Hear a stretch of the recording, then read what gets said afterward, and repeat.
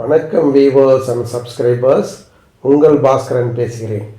இந்த வீடியோவில் நம்ம என்ன பார்க்க போகிறோம்னா, அனாதீனம் லேண்டுனா என்ன, அந்த அனாதீனம் லேண்டை வாங்கலாமா அப்படின்ற விவரங்களை பற்றி தான் நம்ம பார்க்க போகிறோம். பொதுவாக பிரிட்டிஷ் இருந்தாங்க பாருங்கள், அந்த பிரிட்டிஷ் பீரியடில் தானே முதல்ல ரைத் வாரி சிஸ்டத்தை கொண்டு வந்தாங்க. நம்ம ஏற்கனவே வீடியோலாம் உங்களுக்கு போட்டிருக்கேன், நீங்கள் பார்த்துருக்கீங்க. அந்த பிரிட்டிஷ் பீரியடில் சர்வே பண்ண வில்லேஜில் ஒரிஜினல் ரைத் வாரி வில்லேஜ். அந்த பிரிட்டிஷ் கவர்மெண்ட் போயிட்டு நம்ம இண்டிபெண்டன்ஸ் இந்தியாவில் இந்த எஸ்டேட் அபாலிஷன் ஆக்டில் இந்த ஜமீன் இனாம் அபாலிஷ் பண்ணிவிட்டு ஸ்டேட் கவர்மெண்ட்டே ரீசர்வே பண்ணி ரைத் வாரி சிஸ்டத்தை கொண்டு வந்ததெல்லாம் ரீசர்வே அந்த ரைத் வாரி வில்லேஜ். இந்த பொதுவாக அனாதீனம்லாம் பார்த்திங்கன்னா இந்த பிரிட்டிஷ் பீரியடில் சர்வே பண்ணாங்க பாருங்கள், அந்த வில்லேஜெலாம் இருக்கவே இருக்காது. அது பிறகு சப்சிக்வெண்ட்டாக இந்த ஜமீன் இனாம் அபாலிஷ் பண்ண வில்லேஜுங்களில் தான் அனாதீனம்ன்ற லேண்ட் இருக்கும். அந்த அனாதீனம்னா என்னங்க அப்படின்னா, அந்த ஜமீன் இனாம் அபாலிஷ் பண்ணிவிட்டு ரீசர்வே பண்ணி செட்டில்மெண்ட் ப்ராசஸ் பண்ணும்பொழுது அந்த நிலத்தினுடைய உரிமையாளர் யாருன்ட்டு அரசாங்கத்தில் நிர்ணயம் பண்ணுறாங்க இல்லைங்களா, அந்த நேரத்தில் அதுக்குண்டான நோட்டீஸ் அந்த அவங்களுக்குலாம் கொடுத்து அவங்க அந்த அலுவலகத்தில் தன்னுடைய ஓனர்ஷிப், தன்னுடைய டைட்டில் அல்லது பூர்வீகமான சொத்து அப்படின்ற விவரங்கள்லாம் சொல்லி அந்த நிலத்தினுடைய உரிமையை பதிவு செய்யாத போன நிலங்கள்லாம் அனாதீனம் லேண்ட்.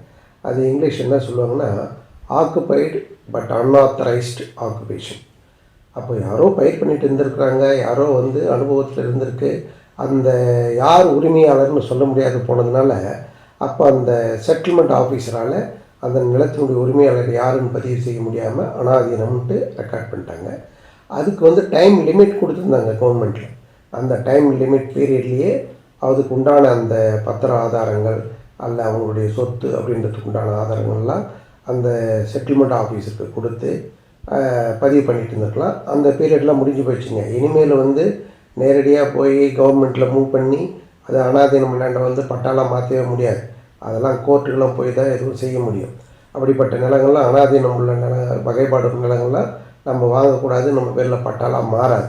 சரி, இது எப்படிங்க தெரிஞ்சுக்கிறது அப்படின்னா, இப்போ இருக்கக்கூடிய ரெக்கார்டெலாம் பார்த்திங்கன்னா தமிழ்நாடு முழுக்க யூடிஆர் அப்டேட்டிங் ரெஜிஸ்ட்ரி ஸ்கீம் அப்படின்னு முடிஞ்ச ரெக்கார்டு தான் இருக்குது. அந்த ரெக்கார்டு தான் ஆன்லைனில் நமக்கு இருக்குது.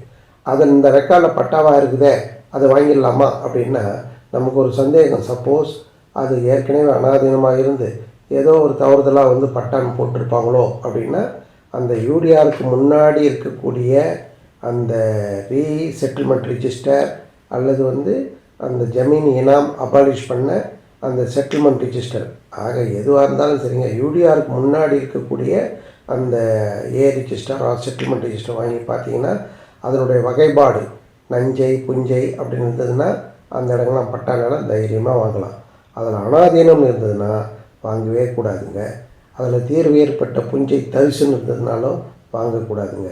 அதனால் அனாதீனம் லேண்டெல்லாம் நம்ம பாட்டுன்னு ஏதோ ஒரு இடத்துல போயிட்டு ஒரு குறைவான விலைக்கு சீப்பான ரேட்டில் கிடைக்குதுன்னு வாங்கிட்டிங்கன்னா பட்டா கிடைக்காது. அது கவர்மெண்ட்டை எடுக்கிறதுக்கு அதிகமான வாய்ப்பு இருக்குது. அதனால் தயவு செஞ்சு நீங்கள் ஒரு இடம் வாங்குறீங்கன்னா இந்த இப்போ இருக்கக்கூடிய ரெக்கார்டுக்கு முந்தைய ரெக்கார்ட் அது கலெக்டரேட்டில் ஒவ்வொரு மாவட்ட ஆட்சியர் அலுவலகத்திலும் இருக்குது. நீங்கள் அந்த ரெக்கார்டு ஆர்டிஐயில் கேட்டு வாங்கி அதில் விவரங்களை தெரிஞ்சுக்கிட்டு வாங்கி பலனடையும்படி கேட்டுக்கொள்கிறேன். அடுத்த வீடியோவில் மேலும் நல்ல விவரங்கள் உங்களுக்கு சொல்கிறேன். நன்றி, வணக்கம்.